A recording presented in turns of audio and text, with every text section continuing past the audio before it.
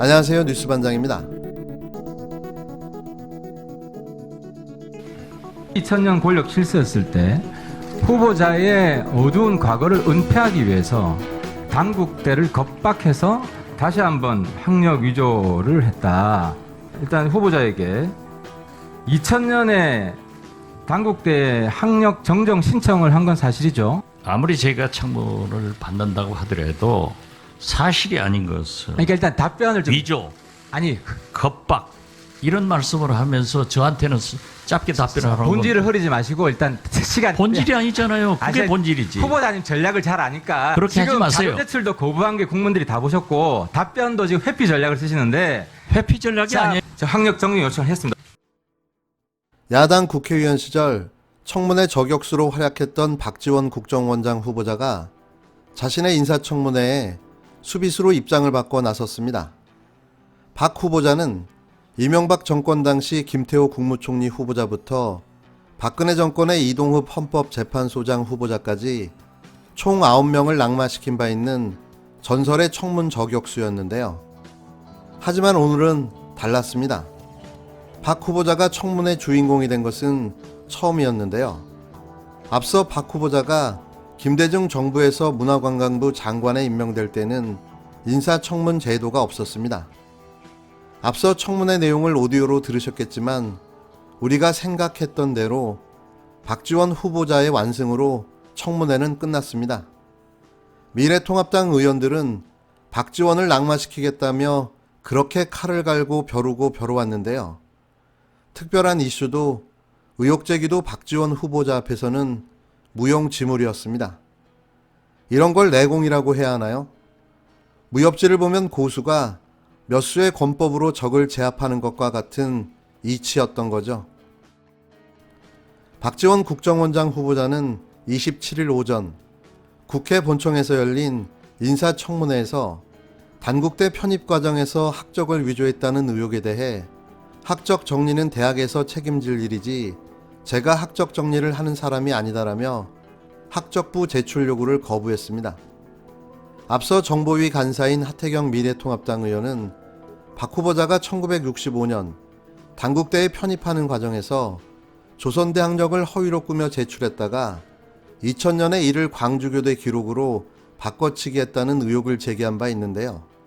하 의원은 성적 등 개인정보를 가린 단국대 학적부를 제출해달라고 요구했으나 박 후보자는 성적을 가리고도 공개를 안 하겠다라며 문제가 있으면 하 의원님이 대학에 가서 요구하시라고 답했습니다. 인사청문회에서 보기 드문 후보자와 청문위원 간 말싸움도 벌어졌는데요. 하 의원이 저희가 판단한 결과 후보자는 이미 2000년 권력 실세였을 때 후보자의 어두운 과거를 은폐하기 위해서 단국대를 겁박해서 다시 한번 학력 위조를 했다고 말하자 박 후보자는 저는 위조한 적도 겁박한 적도 없다는 것을 위원님이 이해하시고 질문하시면 답하겠다며 강경한 태도로 맞섰습니다. 하 의원과 박 후보자는 거듭 서로의 발언을 끊어내며 팽팽히 신경전을 벌였는데요. 위조 겁박 이런 말씀하면서 저한테 짧게 답변하라고 본질을 흐리지 마시고 저도 박 후보자님 전략을 잘한다. 아니 저도 위원님 전략을 잘한다. 그렇게 모든 걸 뱉어두고 그런 위주로 나갈 것이다. 그런 식으로 하지 마시라라며 서로 공방을 이어갔는데요. 하 의원은 급기야 전해철 정보위원장에게 후보자가 묻는 말에 대답을 안 한다며 제지를 요청하기에 이르렀습니다. 박 후보자는 질문을 질문답게 해야 대답을 한다며 물러서지 않았는데요. 55년 전이면은 아니 우리 존경하는 제 말씀 들어보세요. 해보세요. 예. 55년 전이면은 존경하는 우리 하태경 의원님이 태어나지도 않은 시절입니다. 그때의 사회적 개념과 오늘날 21세기의 개념은 많은 차이가 있다고 생각합니다. 저는 분명히 광주교육대학을 졸업하고 성적표와 졸업증명서를 내서 단국대학에 편입을 합니다. 그리고 성실하게 수강을 했습니다. 단국대학에서 학점을 인정하고 졸업을 하라고 했으니까 했지 학점이 안 되니까 졸업하지 마라 했으면 안 했습니다. 따라서 그러한 것은 저에게 묻지 마시고 하 의원님께서 그런 말씀하셨대요. 서울대학교 물리학과는 그렇지 않았다. 당시 1965년 그 당시에 단국대학의 학칙을 그러한 내용을 저는 알지 못합니다. 거듭 말씀드리지만 아마 하 의원님께서도 서울대 물리학과에서 졸업하고 학위증을 주니까 나왔지 본인이 확인하지는 않았을 겁니다. 그러한 의혹이 있는 것은 저한테 묻지 마시고 단국대학에 가서 물으세요. 예. 자, 일단 자, 정리하시죠. 자, 의원님. 거기 부정 자, 입학자 후보자 명단 답변하지 마시고 38명 중에 박지원이 후보자. 없지 않습니까? 자, 후보자 답변하지 마시고요. 우리 거기 의원님. 명단에 제가 없으면 된겠지. 왜 거기 제가 부정 입학을 안 했으니까 명단에 없는 것 아니에요. 박 후보자는 55년 전이면 존경하는 우리 하태경 의원님이 태어나지도 않았던 시절이라며 저는 그 당시 단국대 학칙을 모르니 저한테 묻지 마시고 단국대에 가서 물으시라고 말하기도 했습니다. 이날 박 후보자 인사청문회는 개인 신상과 도덕성 문제를 다루는 오전에만 공개하고 대북 정보 등 민감한 사안을 다루는 오후 청문회는 비공개로 진행됐는데요. 박지원 후보자를 저격하겠다고 날을 세워 준비하던 하태경 의원은 누가 봐도 얻은 것보다 잃은 게 더 많아 보입니다. 말 몇 마디 건네보지도 못하고 처참하게 무너지고 말았는데요. 이래서 정치구단 하는 거죠.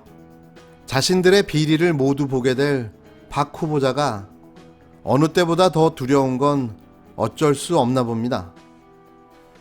이제 국정원장에 박지원 후보자가 임명될 텐데요. 아무쪼록 국가를 위해 봉사하신다는 마음으로 최선을 다해 주시기를 부탁드립니다. 앞서 오늘 오전에 문재인 대통령은 이인영 통일부 장관에 대한 임명 재가를 승인했는데요. 이로써 임기 후반기 대북관계 개선을 통한 한반도 평화 프로세서를 우리가 주도적으로 끌고 갈 수 있는 토대를 만들게 됐습니다. 언제나 그렇지만 문재인 정부의 성공을 위해 끝까지 지지하겠습니다. 세네 같은 데 가보면 여기는 노트르담 성당 역사 유적이 쭉 이렇게 있습니다. 그 설명을 듣는 게 프랑스가 어떻게 여기까지 살아왔구나 하는 걸 느낄 수가 있습니다. 우리는 한강변에 맨 아파트만 들어서 가지고 저긴 단가가 얼마, 저기는 몇 평짜리 이런 천박한 그런 도시를 만들면 안 되는 거거든요. 벌써 사흘이나 지났지만 오늘도 천박한 서울 논란은 계속됐는데요.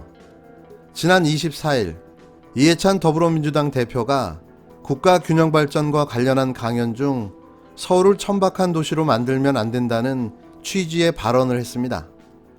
그런데 조중동과 일부 극우 보수 신문들이 이 대표의 발언을 앞뒤를 잘라 왜곡 보도하면서 마치 서울을 비하한 발언을 한 것처럼 보도했는데요. 정말 어처구니가 없는 논란이었습니다. 정신이 조금이라도 올바른 기자들이라면 발언을 찾아 들어보고 그 내용을 파악해야 맞는 건데요.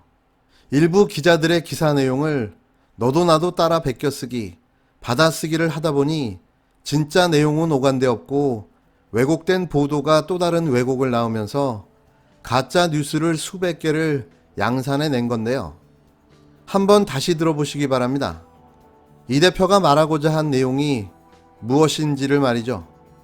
세네 같은 데 가보면 여기는 노트르담 성당 역사 유적이 쭉 이렇게 있습니다. 그 설명을 듣는 게 프랑스가 어떻게 여기까지 살아왔구나 하는 걸 느낄 수가 있습니다. 우리는 한강변에 맨 아파트만 들어서 가지고 저긴 단가가 얼마, 저기는 몇 평짜리 이런 천박한 그런 도시를 만들면 안 되는 거거든요. 이런 천박한 그런 도시를 만들면 안 되는 거거든요. 도시를 만들면 안 되는 거거든요.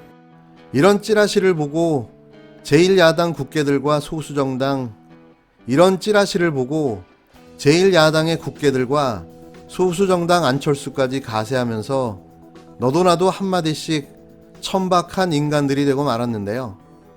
제발 이러지 좀 맙시다. 왜 우리나라 언론 지수가 세계 최하위인지 아십니까? 팩트체크는 기자에게 가장 기본이 되는 덕목입니다. 이제는 진짜 기자 자격시험을 봐야 할 때가 온 거죠. 개나 소나 닭이나 말이나 기자 짓을 못하게 해야 합니다.